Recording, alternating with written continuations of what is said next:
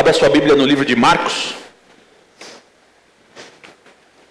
Evangelho segundo São Marcos. Nós chegamos no capítulo 6 de Marcos.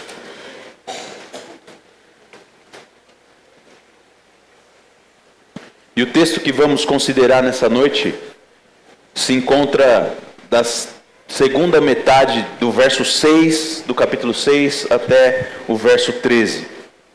Marcos 6, a parte B do verso 6 até o verso 13.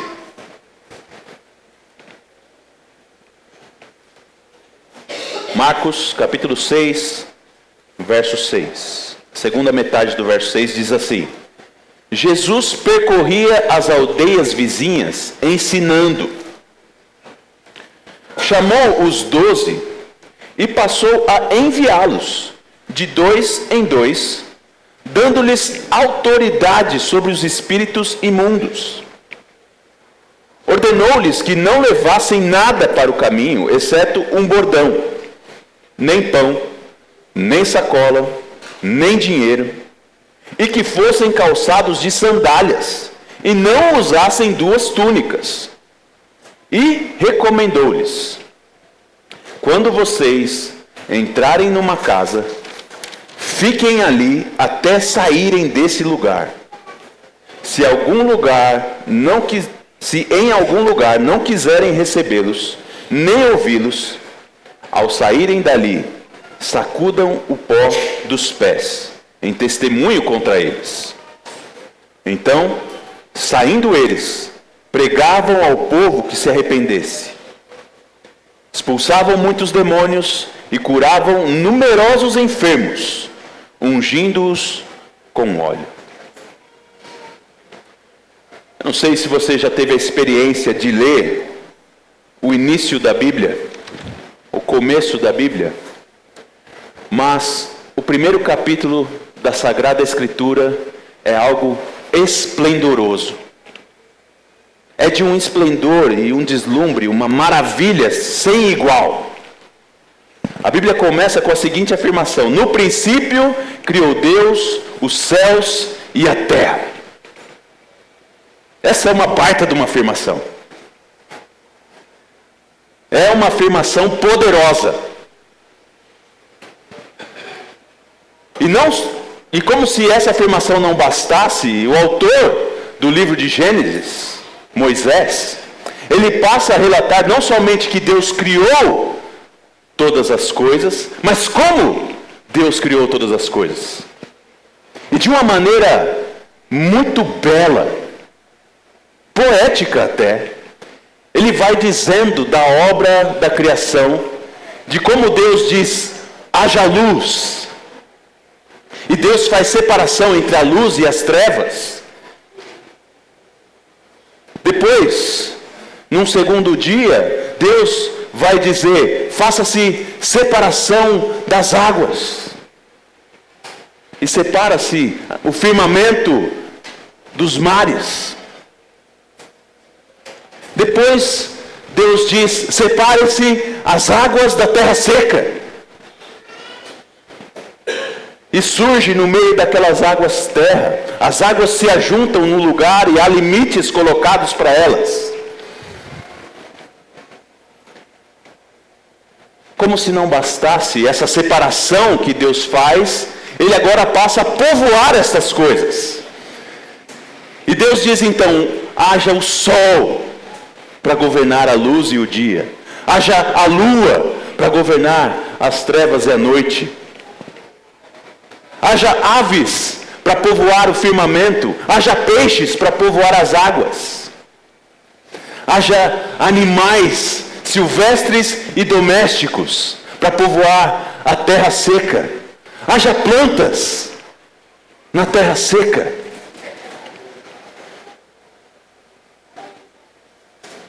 E o autor de Gênesis então vai mostrar para nós essa beleza da criação, de como o Criador, o Deus verdadeiro, criou o mundo, dando ao mundo forma e conteúdo, dando ao mundo estrutura e vida. E é belo demais, é glorioso demais. E quando a gente pensa na criação, nós sabemos que é glorioso. Que bonito é olhar as estrelas. Como é belo ver o mar. Como é deslumbrante ver o mar. Ver a criação, ver os animais que Deus fez, dos maiores e mais fortes aos menores e mais delicados. A glória está nítida nas coisas criadas. Está evidente em todas as coisas criadas. Mas a coisa mais interessante do primeiro capítulo de Gênesis é que Moisés vai relatar dessa maravilha de Deus, do poder de Deus em criar todas as coisas, em organizar todas as coisas. Mas Moisés vai relatar que há um elemento especial ali, diferenciado. E diferenciado porque esse elemento especial recebe nele uma habilidade que nenhuma outra coisa criada tem. A capacidade de portar em si a imagem de Deus. Deus decide criar o ser humano e diz no conselho trinitário: façamos o homem a nossa imagem e a nossa semelhança. E de maneira peculiar, melhor que qualquer outra coisa criada, ele vai ter sobre si o privilégio de resplandecer a minha glória, dominando sobre a criação, exercendo autoridade sobre a criação. E Moisés então revela para nós que o homem e a mulher, o ser humano, é a glória da criação, não porque ele é glorioso, mas porque recebeu de Deus o privilégio de demonstrar a glória, a imagem do Criador, de uma maneira que nenhuma outra coisa pode. Nem o sol, nem a lua, as estrelas, mar, baleia, elefantes, girafas, leões, nada pode demonstrar a glória de Deus como o ser humano. A tristeza é que Moisés continua escrevendo, e nós vemos revelado no capítulo 3 como o homem se rebela contra o seu Criador, quebra o mandamento de Deus, e essa imagem agora é manchada pelo pecado. E o homem não mais é capaz de resplandecer de maneira fiel, fidedigna, legítima a imagem do seu Criador. Nós estamos considerando o Evangelho de Marcos. E temos visto como Marcos revela que Jesus de Nazaré é o Cristo, o Messias prometido que tira o pecado do mundo. Como ele é o Filho de Deus, que tem autoridade sobre todas as coisas. E nós chegamos ao capítulo 6, considerando essa autoridade de Jesus e o ministério de Jesus já em várias cidades. Consideramos o ministério de Jesus em várias áreas diferentes. E consideramos até, como na semana passada, a rejeição que Jesus teve em muitos lugares, especialmente na sua própria cidade, onde ele cresceu, a cidade de Nazaré. E agora nós chegamos aqui a esse trecho do Evangelho de Marcos, onde Marcos vai revelar para nós que no ministério do Senhor Jesus, ele envia os seus discípulos, aqueles que ele havia chamado para seguir a ele, aqueles 12 que nós lemos no capítulo 3, aqueles 12 homens de um grupo completamente heterogêneo, homens diferentes, capacidades diferentes, habilidades diferentes, que o Senhor havia falado para eles: siga-me, sigam-me, sigam-me, estejam perto de mim. E eles estavam seguindo ao Senhor. Agora eles são enviados pelos seus discípulos. Algumas informações importantes que nós recebemos aqui do evangelista Marcos. A primeira coisa que ele vai dizer é que Jesus os envia e que Jesus concede a eles autoridade. Jesus concede a eles a sua autoridade. Meus irmãos, nós temos visto durante todo o Evangelho de Marcos até aqui como Cristo é o autor e o detentor de toda a autoridade. Ele tem autoridade para ensinar, ele tem autoridade para curar, ele tem autoridade para expulsar demônios, ele tem autoridade sobre a criação para calar o mar e amansar o vento, e ele tem até mesmo autoridade para perdoar pecados. Marcos faz esse relato de uma maneira muito clara, direta e significativa. Jesus tem toda a autoridade. E agora, de uma maneira impressionante, ele vai dizer que Jesus concede, ele dá aos seus discípulos autoridade também. Jesus concede a eles autoridade sobre os espíritos imundos. Os espíritos imundos. E obviamente aqui, que há esse poder sobre os espíritos, mas não está restrito aos espíritos. Como você vê no verso 13. Os apóstolos receberam poder sobre os espíritos imundos, mas a ação deles não estava simplesmente em expulsar demônios. Eles expulsaram muitos demônios, porque receberam a autoridade de Jesus, e eles também curaram muitos enfermos, porque receberam a autoridade de Jesus para fazer isso. Quando Marcos diz que o Senhor concedeu a eles autoridade sobre os espíritos, é uma afirmação que resume a obra mais completa de Cristo. Os apóstolos tinham sobre si, nesse momento já, a autoridade do próprio Cristo para ministrar em nome de Cristo, no nome do Senhor Jesus. Eles saíram para expulsar demônios. E por que expulsar demônios? Porque o livramento do demônio, o livramento do maligno, é talvez a expressão mais visível da libertação que o Senhor pode nos dar do mal, do qual Ele nos livra, os nossos próprios pecados. Os discípulos recebem autoridade de Jesus. Autoridade de Jesus. Para expulsar demônios. Para curar enfermos. E também, o verso 12, para pregar aos povos que eles se arrependessem. Eles recebem do Senhor a autoridade para exercer o ministério completo de Jesus Cristo. Expulsar demônios, recebem autoridade para curar enfermos, mas também recebem autoridade para pregar o arrependimento a pecadores, chamando-os à conversão e à fé em Jesus Cristo.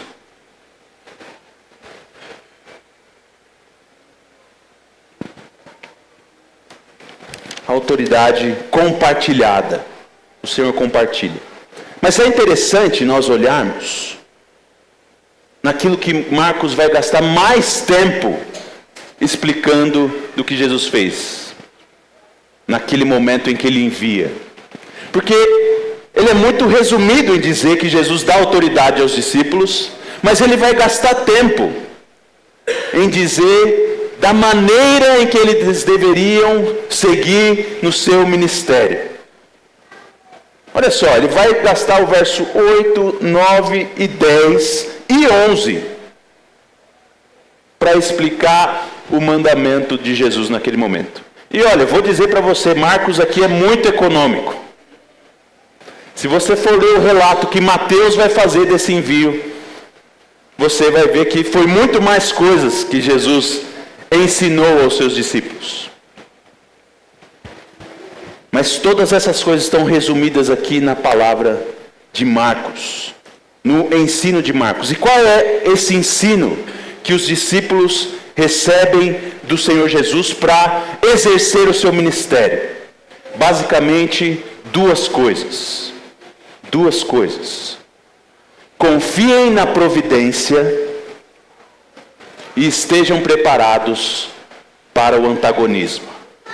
Confiem na providência e estejam preparados para a rejeição. Olha só o verso 8 e 9. Ordenou-lhes que não levassem nada para o caminho, exceto um bordão, nem pão, nem sacola, nem dinheiro, e que fossem calçados de sandálias, e não usassem duas túnicas. É impressionante isso. Essa palavra do Senhor Jesus. Jesus chamou esses homens para segui-los quando eles estavam ativos nos seus trabalhos.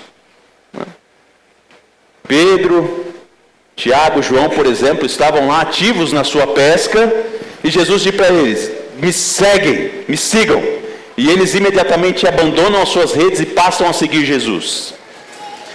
E agora Jesus envia esses homens e diz para eles: olha, não levem nada, só levem um bordão, que é uma espécie de vara que os pastores usavam, tanto como um apoio para a caminhada, mas também para afastar animais que vinham atacar suas ovelhas. Então era uma vara, simplesmente. Olha, leva só uma vara. Se vier algum animal no meio do caminho e atacar você, você pode se defender desse animal com essa vara. Você pode usar ela também como um apoio para você. Mas que desafio do Senhor Jesus para esses homens que a gente precisa considerar. Não levem nada. Não levem pão. Não levem sacola. Não levem dinheiro. Usem somente sandálias. Não usem duas túnicas.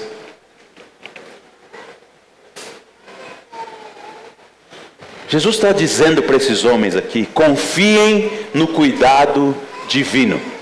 Confiem no cuidado divino. Vocês não precisam provisionar para vocês mesmos. Vocês não precisam esperar juntar uma certa quantidade de dinheiro que dê para vocês segurança de vida para vocês ministrarem.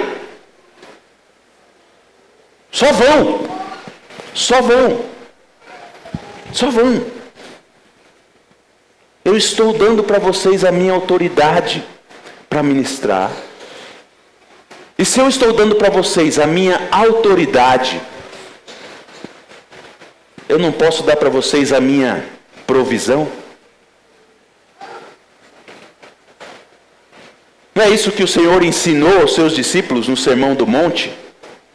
Se eu tenho autoridade para criar as coisas, se eu tenho autoridade para criar o corpo, eu não tenho autoridade e poder para prover para o corpo, para vestir o corpo?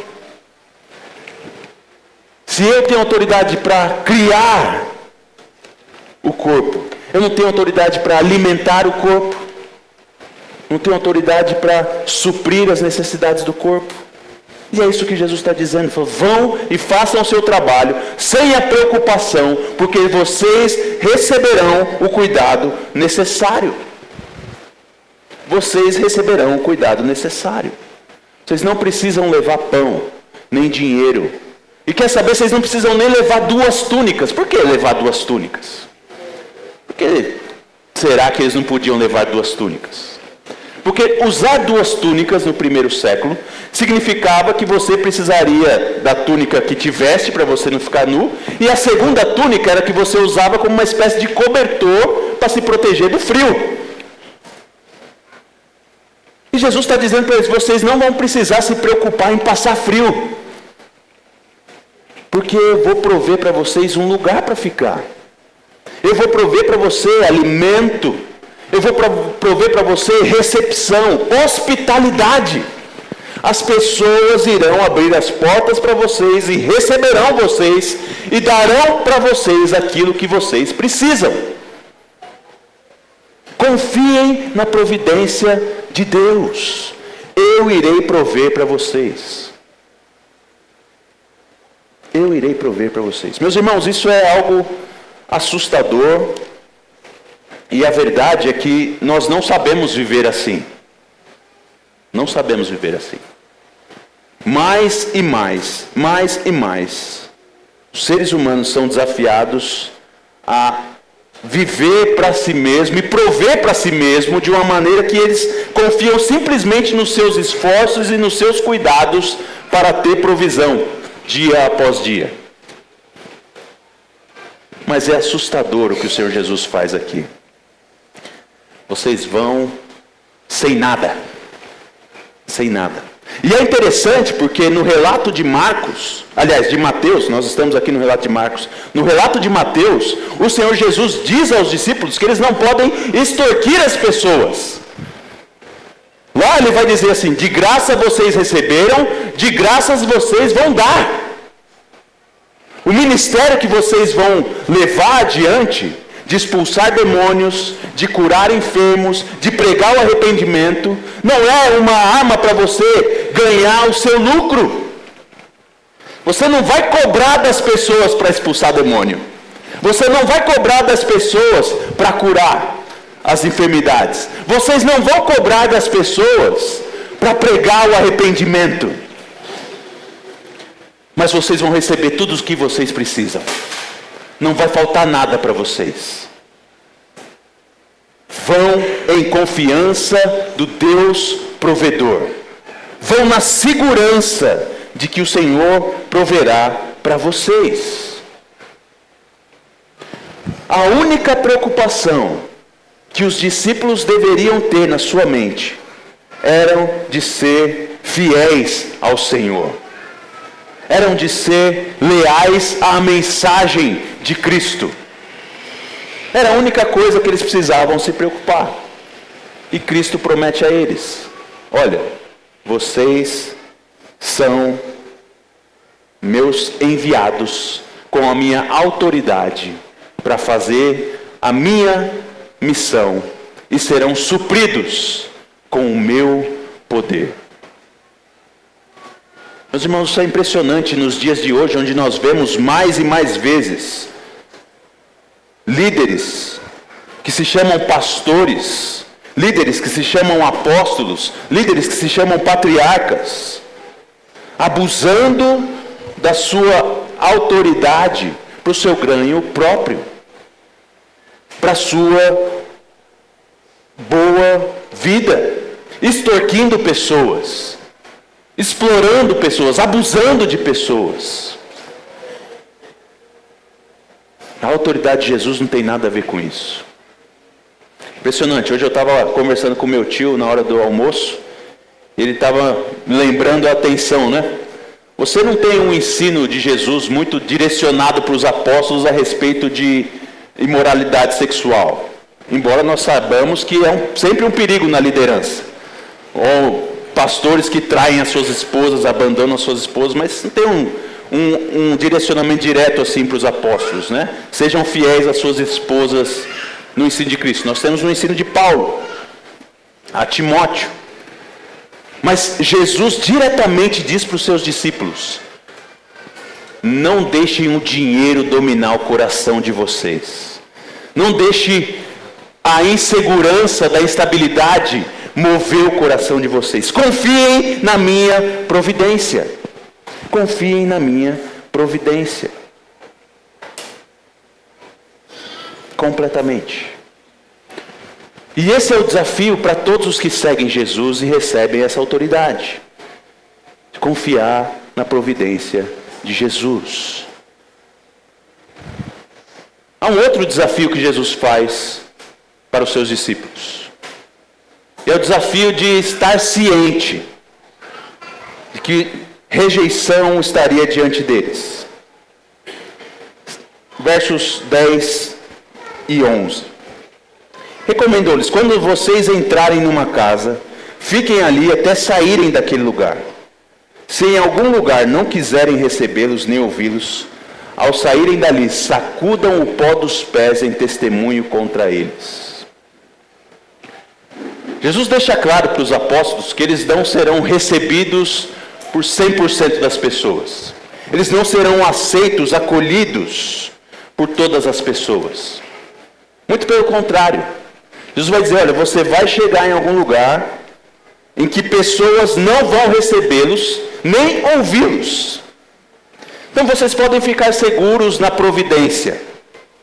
Terão pessoas que vão abrir a porta para vocês, vão receber vocês, e vocês estejam apegadas a essas pessoas.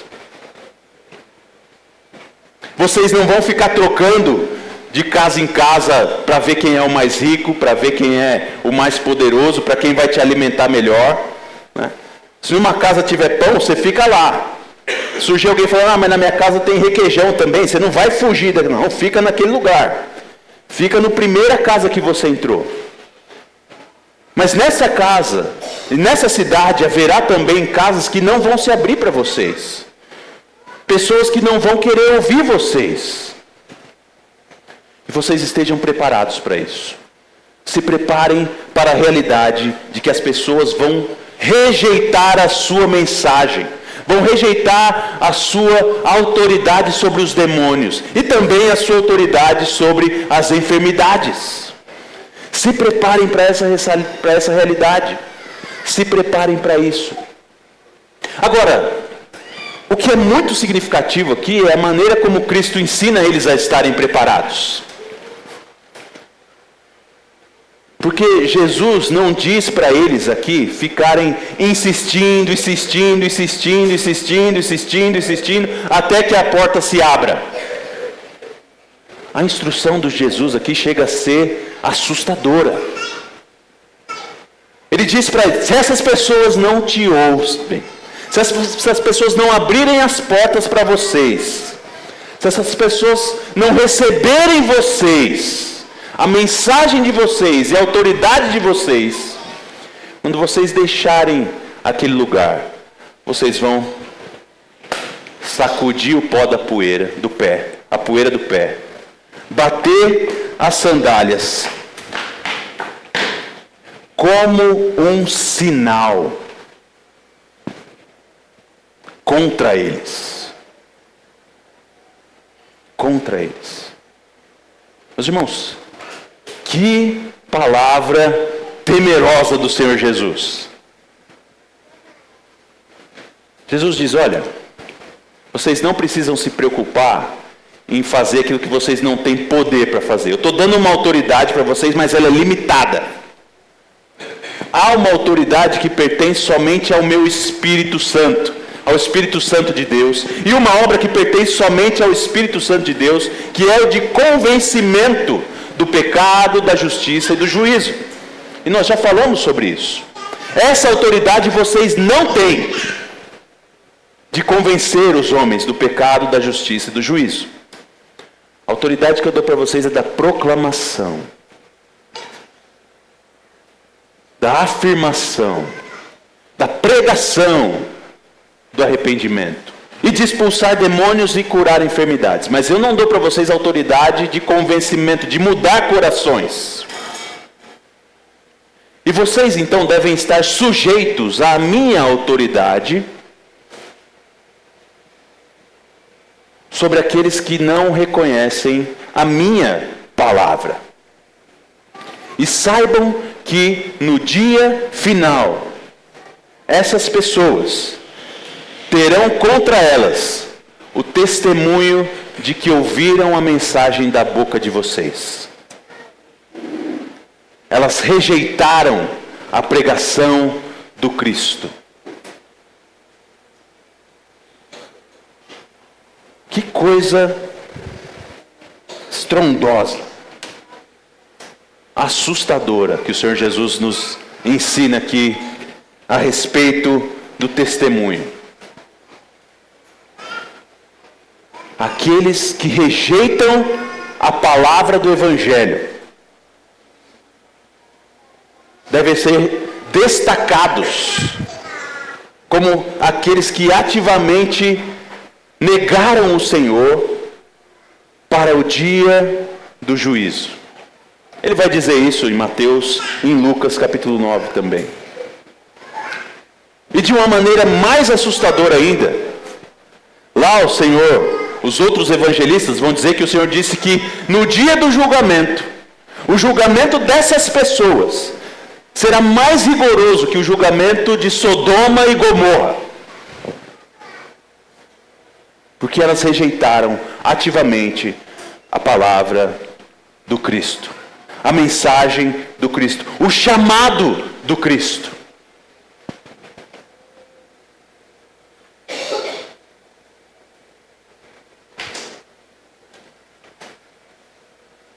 E os discípulos devem aceitar essa realidade, submetidos à vontade do Pai. Vocês vão e vocês pregam. Vocês vão e vocês pregam. E eu vou providenciar pessoas para receber vocês. Mas saibam que pessoas vão rejeitar vocês. E essa rejeição não deve desanimá-los, não deve destruí-los. Mas saibam que eu estou vendo as pessoas que estão rejeitando vocês. E elas não serão imunes, e não sairão impunes pela rejeição e a falta de acolhimento que elas deram aos meus enviados. É isso que Jesus está falando. De certa forma, Jesus está continuando na mesma pegada. Confiem na minha providência, porque eu estou vendo as pessoas que rejeitam os meus enviados. Eu estou vendo aqueles que não acolhem os meus enviados. Podem ficar em paz, porque no dia do julgamento eles serão punidos por isso. Descanse na minha providência. Descanse em mim. Meus irmãos, isso é muito significativo, porque nós vemos aqui o início, até mesmo antes do livro de Atos, da obra maravilhosa do Senhor, em nos conceder novamente o grande privilégio de plenamente testemunhar a glória de Deus. Se a imagem de Deus no homem foi quebrada pelo pecado, foi manchada pelo pecado, destruída pelo pecado, não aniquilada, mas destruída, no Evangelho, no poder transformador, renovador, perdoador, santificador do Evangelho, nós temos novamente o privilégio de exibir a imagem do Criador plenamente. Jesus nos chama a segui-lo e concede aos seus enviados que eles demonstrem a glória de Deus, como nenhuma outra criatura pode fazer, como nenhuma árvore pode fazer, como nenhuma borboleta pode fazer, como nenhum pássaro mais colorido e que tem o canto mais belo pode fazer. Você, salvo em Jesus, enviado por Ele, pode revelar a glória de Deus de um modo muito peculiar, como nada mais nesse mundo pode. Se você está confiado completamente nele, seguro plenamente na provisão e no cuidado de Deus, você revela que Jesus é a coisa mais gloriosa que existe. E é usado por Ele para se manifestar entre as nações. É isso que Marcos está dizendo aqui, irmãos. Que Jesus fez isso com seus discípulos. Vão, mostrem que o Messias chegou. Mostrem que eu sou glorioso. Mostrem que esse homem, nascido em Belém, crescido em Nazaré, é o próprio Deus. Mostrem isso. E esse é o desafio de todo crente. Todo aquele que recebeu o poder do Espírito foi para testemunhar que Cristo Jesus é Deus, homem, que tira o pecado do mundo. Todo aquele anseio de Moisés está cumprido em nós. Quem me dera que todos do povo de Deus fossem profetas. E o Senhor cumpriu isso em Pentecostes. Todos, crianças e velhos, homens, mulheres, escravos, livres. Todo aquele que confessar o nome do Senhor será salvo e será testemunha do poder transformador, libertador, reconciliador do sangue de Jesus Cristo. E esse é o nosso chamado. Em Jesus nós temos novamente a plenitude da expressão da glória de Deus, como enviados por Ele. E meus irmãos, não foi outra coisa, senão essa verdade, que nos moveu a começar essa igreja aqui em Jacareí, para testemunhar da glória de Cristo, para testemunhar da glória do Espírito, para testemunhar da glória do Pai, para que as pessoas, vendo em nós a beleza do Deus Trino, acolhendo-nos em suas casas, recebendo-nos em seus lares, provendo as nossas necessidades, sejam alvos do poder transformador do Senhor. Aquilo que nós recebemos de graça, vamos dar de graça, confiados de que Deus vai prover tudo o que nós necessitamos, e de que Ele não está alheio e impune à rejeição também que receberemos. Mas nós vamos orar como os apóstolos lá em Jerusalém: Senhor, enche-nos de intrepidez, enche-nos de coragem para pregar o Evangelho aqui em Jacareí. Enche-nos de coragem para pregar o Evangelho em São José, Taubaté, Caçapava e todas as cidades do Vale, e para onde quer que o Senhor nos leve, que nós sejamos testemunhas vivas da glória do Senhor, da majestade do Senhor. E que as pessoas, quando virem a nós, virem os crentes, elas possam falar: uau, existe um Deus Criador, e Ele é glorioso. Que essa seja a realidade das nossas vidas, da nossa vida como Igreja Batista no Vila Branca. Vamos orar mais uma vez. Senhor, essa autoridade e poder não está em nós, mas ela pertence a Cristo. E Ele tem concedido a nós o privilégio de sermos testemunhas da obra dele, no poder do Espírito Santo. Pai, nós queremos humildemente suplicar ao Senhor que o Senhor nos dê graça para vivermos conforme o chamado que recebemos. Nós somos tão falhos, somos tão fracos, somos tão facilmente envergonhados, enfraquecidos e também assustados no nosso testemunho. Nós precisamos que o Senhor aumente a nossa fé, que o Senhor aumente a nossa visão da glória do Senhor, e que, confiados plenamente que Jesus nos dá paz com o Deus Trino, nós tenhamos coragem para pregar, tenhamos coragem para testemunhar, e falemos às pessoas do poder de Cristo. Pai, que esse corpo aqui, nascendo em Jacareí, essa comunidade de fé que está se estabelecendo aqui, seja um holofote da glória do Senhor, e que as pessoas desejem ao Senhor por aquilo que elas veem da sua obra em nossas vidas. Nós possamos proclamar ousadamente que elas precisam se arrepender dos seus pecados e crer em Jesus Cristo. Dá-nos confiança para isso, dá-nos perseverança, firmeza, e dá-nos também o amor necessário, a disposição compassiva necessária, para que nós olhemos com compaixão os perdidos. Pai, nós nos consideramos enviados pelo Senhor, assim como o Senhor enviou os apóstolos. Nós cremos que o Senhor nos chama para si e nos envia para a pregação. Nós queremos, confiantes, dizer, como o profeta Isaías: eis-nos aqui, usa-nos para a glória do teu nome e para o bem do teu povo. Em nome de Jesus. Amém.